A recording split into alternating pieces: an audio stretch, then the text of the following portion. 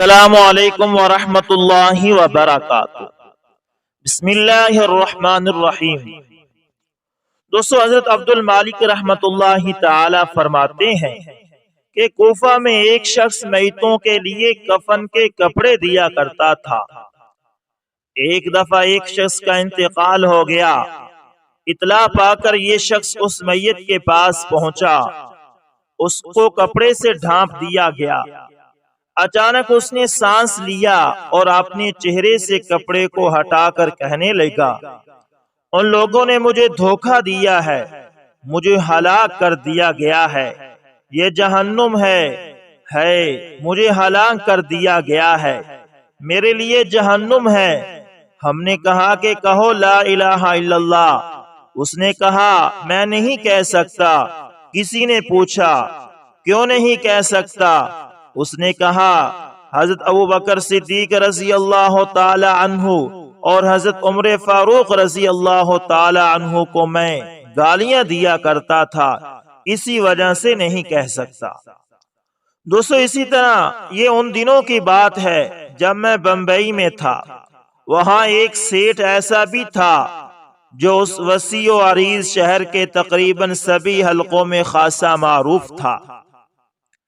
اس کے کاروباری سلسلے بہت پھیلے ہوئے تھے اور دولت کا کبھی کوئی اندازہ نہیں کیا جا سکتا تھا۔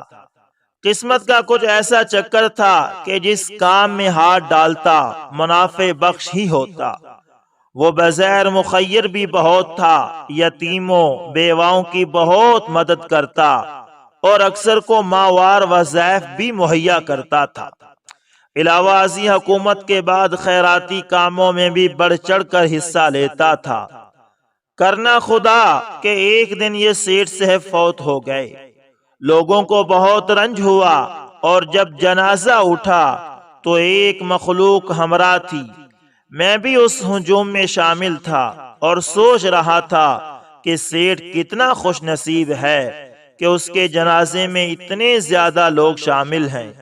ایک وہ ہیں کہ مرتے ہیں تو ان کا جنازہ اٹھانے والا کوئی نہیں ہوتا۔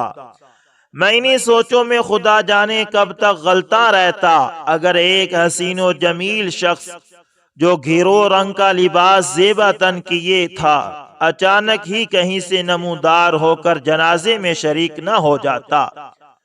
اس اجنبی شخص کا قد سب سے نکلتا ہوا تھا اور اس کی شخصیت کی رعنائی ایسی نہ تھی کہ کسی کی بھی آنکھوں میں چبھے بغیر رہتی، اور یوں اگر وہ خاموشی کے ساتھ بھی جنازے کی مشائیت کرتا تو ہجوم کی توجہ کا مرکز بنے بغیر نہ رہتا، مگر اس نے جنازے میں شمولیت کے ساتھ ہی اپنی آہو بکا سے آسمان سر پر اٹھا لیا اور سبھی کی نظریں دفعتاً اس کی طرف اٹھ گئیں۔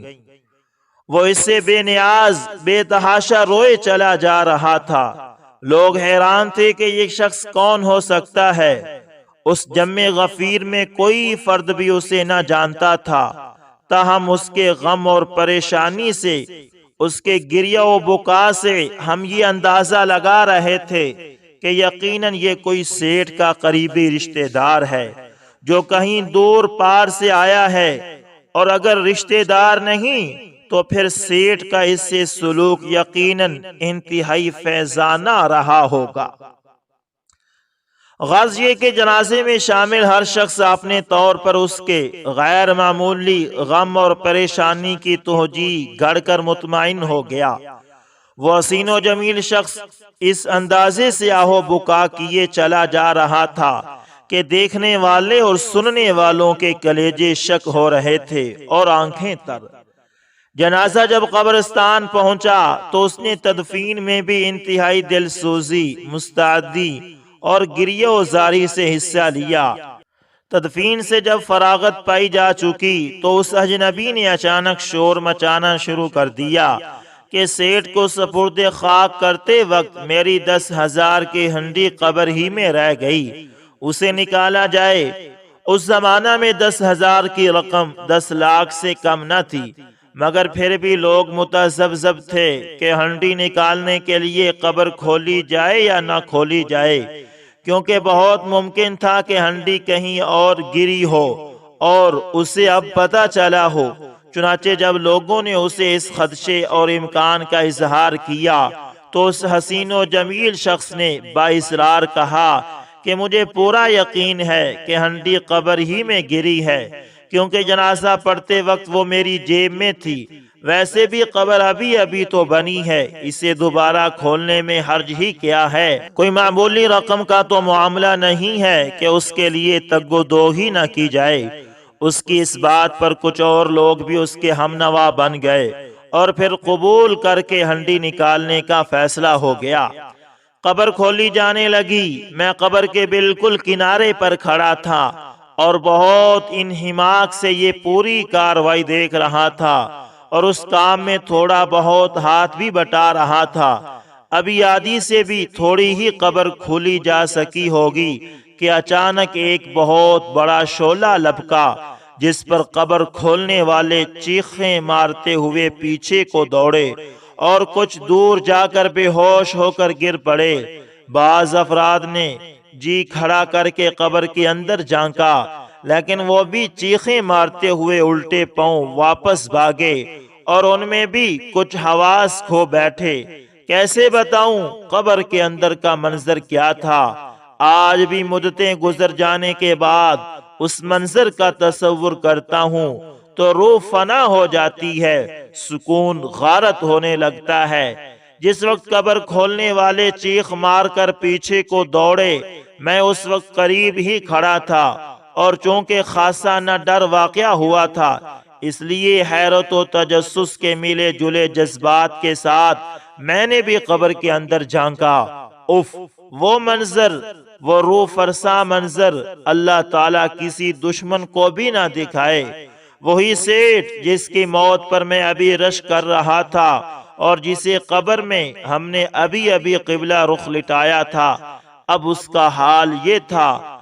اس کے اوپر کا دڑ اوپر کو اٹھا ہوا تھا اور ایک خوفناک اژدہا اس کی ٹانگوں پر بیٹھا، اس کی زبان کو جو پہلے ہی بہر نکلی ہوئی تھی منہ سے پکڑے مزید بہر کی طرف کھینچ رہا تھا، اور ایسا کرتے ہوئے کبھی کبھی پھنکارتا تو اس کے منہ سے شعلے سے نکلتے جن کی زد میں آنے سے سیٹھ کا منہ کالا دھواں ہو رہا تھا۔ ہائے، وہی منہ، وہی چہرہ جس پر کبھی سرخی و صباحت کے ڈیرے رہتے تھے، آج وہ اتنا ڈراؤنا اور بھیانک تھا کہ دیکھنے کی تاب نہ تھی۔ اور پھر اسی پر بس نہیں، قبر میں نہ جانے کہاں سے تھوڑی تھوڑی دیر بعد ایک شعلہ سا لپکتا اور سیٹھ کے تمام وجود کو اپنی لپیٹ میں لے لیتا۔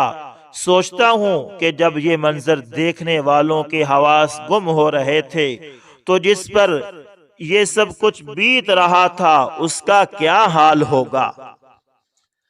میں جو اپنے آپ کو خاصا مضبوط دل اور اعصاب کا مالک سمجھتا ہوں، وہ منظر بمشکل ہی ایک نظر دیکھ سکا اور پھر مارے خوف اور گھبراہٹ کے پیچھے ہٹ آیا، مگر کچھ اس عالم میں کہ کاٹو تو بدن میں لہو نہ تھا اور دل تھا کہ دھونکتی کی طرح سینے کے اندر چل رہا تھا۔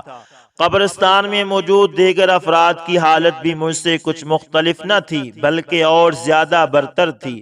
سب پر ایک عجیب ناقابل بیان سرمگی طاری تھی اور کسی کی بھی سمجھ میں نہ آ سکا تھا کہ اب کیا کیا جائے۔ کیا قبر کو یوں ہی کھلا چھوڑ کر گھر کی راہ لی جائے یا جیسے بھی ہو سکے اسے بند کیا جائے؟ چند جی دار جوانوں نے جی کھڑا کر کے، اور وہ بھی اس وقت جب لپکنا یعنی آگ لپکنا بند ہو گیا تھا، قبر پر جلدی سے کچھ تختے رکھ کر مٹی ڈال دی، مگر سب ایک دوسرے کی طرف پھٹی پھٹی آنکھوں سے یوں دیکھ رہے تھے جیسے پوچھ رہے ہوں کہ سیٹھ کے ساتھ قبر میں جو بیت رہی ہے وہ اس کے کن گناہوں کی سزا ہو سکتی ہے۔ میرا اپنا یہ حال ہوا کہ کئی دن تک بول سکا نہ، سو سکا نہ، کچھ کھا پی سکا۔ ایک بزرگ نے پانی دم کر کے پینے کو دیا تو کہیں ہوش ٹھکانے آئے۔ میرے علاوہ اس شخص کا یہی حال ہوا جس نے عذاب قبر کا یہ خوفناک منظر اپنی آنکھوں سے دیکھا تھا۔ بہت دیر بعد ان لوگوں کی حالت بعد میں نارمل ہوئی، مگر اس عبرتناک واقعے کا ایک انتہائی حیرت انگیز پہلو ابھی میں نے بتایا ہی نہیں، اور وہ یہ کہ قبر کھلنے کے فوراً بعد وہ انتہائی حسین و جمیل اجنبی کہ جس کی ہنڈی گم ہونے کی دہائی دینے پر قبر کھولی گئی تھی کہیں نظر نہ آیا۔ قبر بند کیے جانے کے بعد قبرستان میں بھی اسے ہر طرف ڈھونڈا گیا، مگر وہ وہاں ہوتا تو ملتا۔ جس طرح وہ جنازے میں شرکت کے لیے اچانک کہیں سے نمودار ہوا تھا، ویسے ہی اچانک گم ہو گیا، مگر ہمارے ذہنوں میں بے شمار سوالات کو جنم دے گیا کہ وہ کون تھا، کہاں سے آیا تھا؟ کیا وہ خدا تعالی کی طرف سے فرستادہ کوئی فرشتہ تھا جو اللہ تعالی نے اپنی مخلوق کو خواب غفلت سے جھنجھوڑنے اور عذاب آخرت پر ان کا یقین پختہ کرنے کے لیے اس طریقے سے بھیجا تھا، اور اس نے ہنڈی کے گم ہونے کا صرف بہانہ کیا تھا تاکہ اس طرح قبر کھلوا کر اندر کا منظر ان غفلت میں پڑے لوگوں کی آنکھوں کو بھی دکھا جا سکے جن پر غفلت اور مدہوشی کے دبیز پردے پڑ چکے ہیں۔ حقیقت کیا تھی یہ خدا ہی تعالی جانتا ہے، میں تو آج تک اس بات پر حیران ہوں اور میری سمجھ میں نہیں آتا کہ وہ شخص کون ہو سکتا ہے۔ ہاں جی، یہ بات ہے کہ خدا کی باتیں خدا ہی جانتا ہے۔ دوستو اسی طرح تقریباً 25 سال پہلے کی بات ہے کہ ایک عورت کا پاکستان میں انتقال ہوا۔ اس کا جنازہ قبر میں لایا گیا۔ جب قبر میں رکھنے لگے تو دیکھا کہ قبر میں سانپ ہے۔ لوگ ڈر گئے، گھبرا گئے۔ دوسری قبر کھودی گئی، دیکھ لیا کہ قبر صاف ہے۔ جب میت کو رکھنے لگے تو دیکھا کہ اس میں بھی وہی سانپ ہے جو پہلی قبر میں تھا۔ تیسری قبر بنائی، اس میں دیکھا تو وہی سانپ ہے جو پہلی قبر میں تھا۔ کہنے لگے یہ چھوڑے گا نہیں، اس لیے میت کو رکھنے کے لیے سانپ ایک طرف کو ہٹ گیا اور میت کو رکھنے کے لیے جگہ دے دی گئی۔ جب میت کو رکھ دیا گیا تو فوراً سانپ اٹھا اور کفن ہٹا کر اس میت کی زبان پکڑی۔ سارے مجمع نے دیکھا، سب پریشان ہو گئے۔ اس عورت کا شوہر بھی موجود تھا۔ اس سے پوچھا گیا کہ یہ کیا ماجرا ہے؟ اس نے کہا کہ یہ میری بیوی تھی، مجھے برا بھلا کہا کرتی تھی، میں صبر کرتا تھا، کبھی میں نے کوئی بدلہ نہیں لیا۔ جواب نہیں دیا۔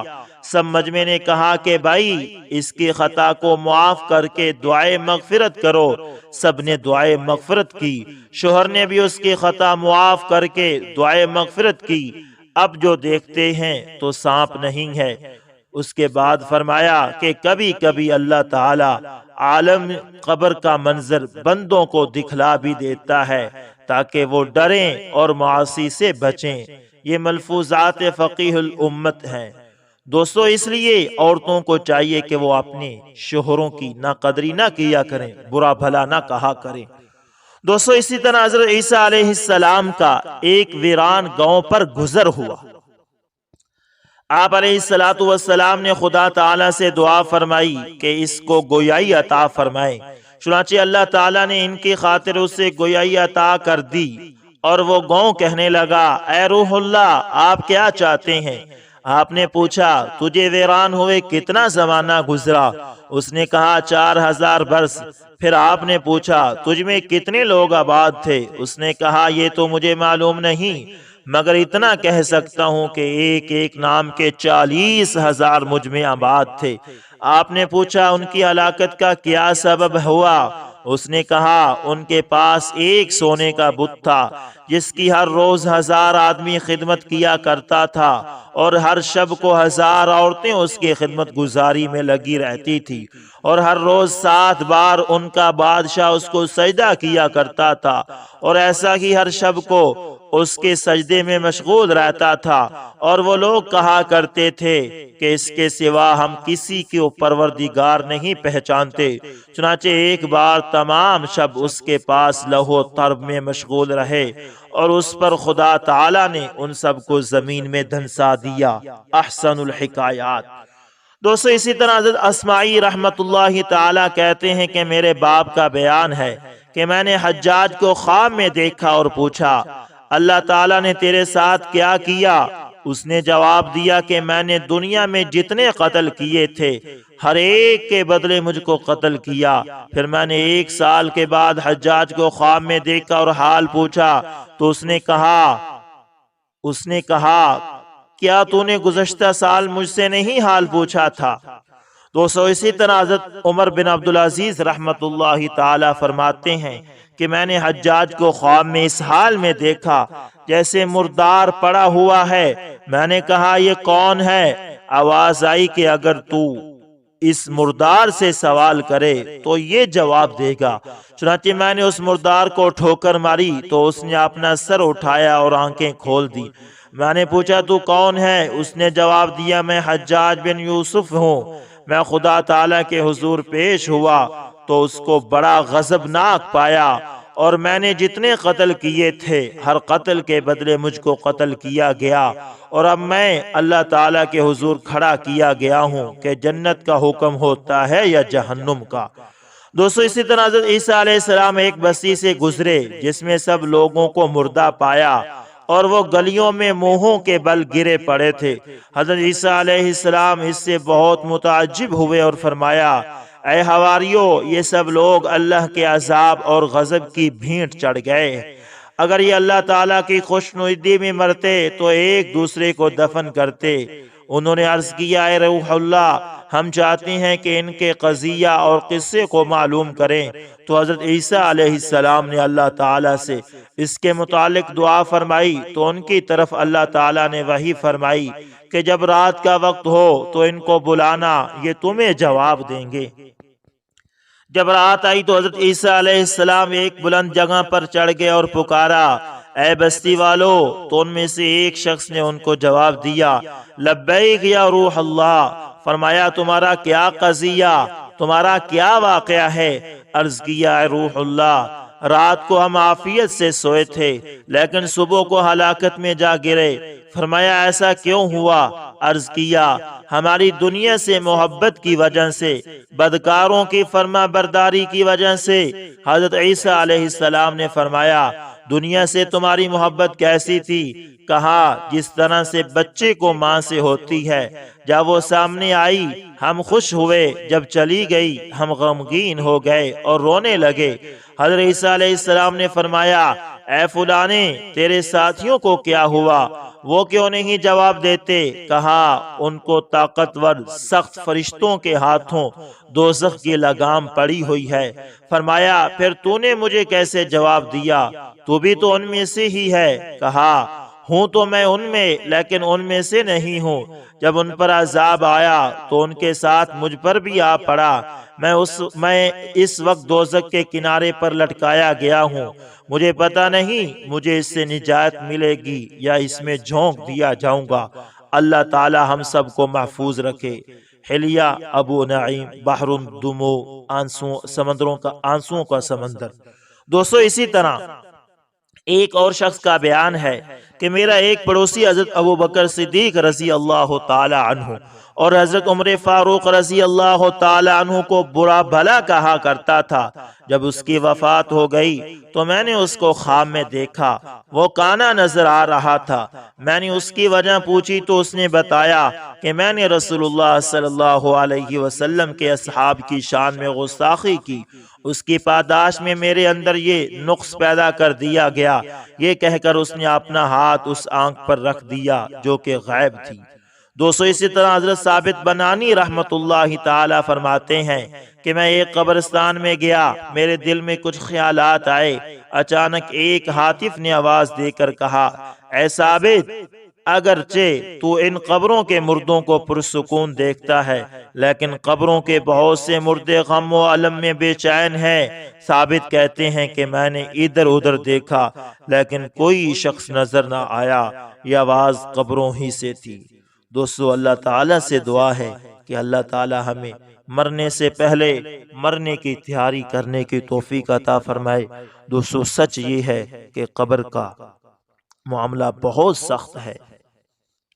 اگر قبر کی تیاری نہ کی جائے تو وہاں کا مسکن یعنی قبر کو اپنا مسکن بنانا بڑا ہی دردناک، بڑا ہی المناک اور بڑا ہی انسان کو ڈرا دینے والا منظر ہے۔